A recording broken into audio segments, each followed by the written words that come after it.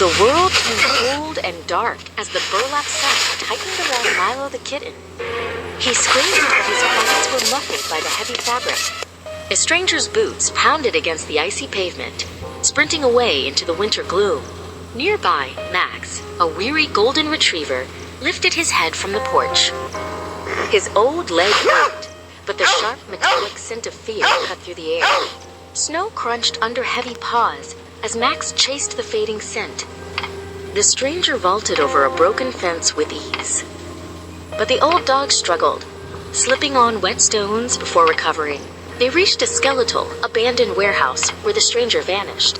Inside, bathed in a sickly yellow light, Milo shivered within a rusted cage.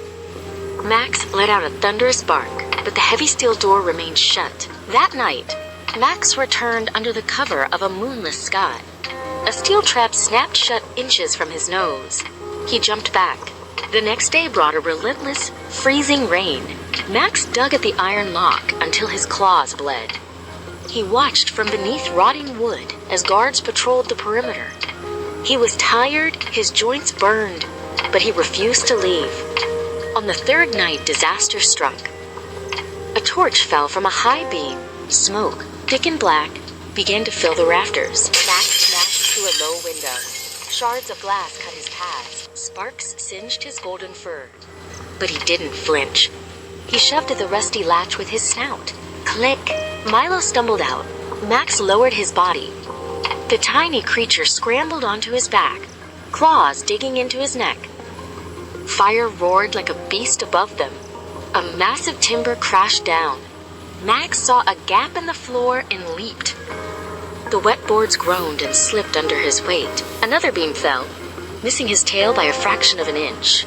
The heat was unbearable, a wall of orange death closing in. They burst through the front door and into the freezing rain. Ash mixed with water, coating their fur in a thick gray sludge. The kitten held on tight, its face buried in Max's golden mane. As the first light of dawn broke, painting the sky in soft purples, they reached a small, familiar porch. Max collapsed gently. Milo curled against his warm side, wrapping its tail around his leg. Under a dry roof, safe and alive, the two heroes finally slept.